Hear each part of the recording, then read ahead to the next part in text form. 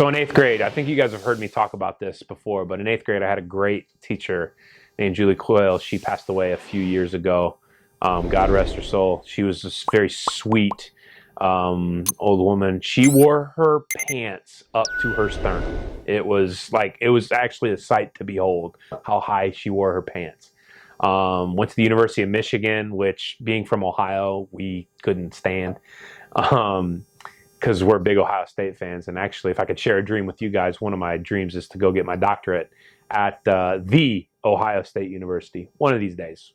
But she had taught all over. She was in Wyoming, she was in Colorado, and for a summer, she taught in Chicago for a little while. And she had this group of young men who were great athletes. They were playing on the basketball team, but they had a lot of issues with eligibility the year before. And she was telling us this story about how their coach reached out to her, who was a friend of hers, and said, "Can you please help our kids? They go to a disadvantaged school. Can you take some time during the summer to help tutor them so that they can be eligible to play? Because if we're eligible to play, then we're going to win a state championship." She said, sure, no problem. And she kept trying to teach them helping verbs, and she couldn't get through to them. And there was one guy, his name was Lamant. I still remember the name she told me. And Lamant figured it out one night. Lamant said, "You've got to make sure that when you're teaching this, you can relate it to us." And he says, "You got to feel the rhythm. You got to feel the beat." He starts snapping his fingers and nodding his head. And then he goes, "You want to see me do the helping verbs, Miss Quayle?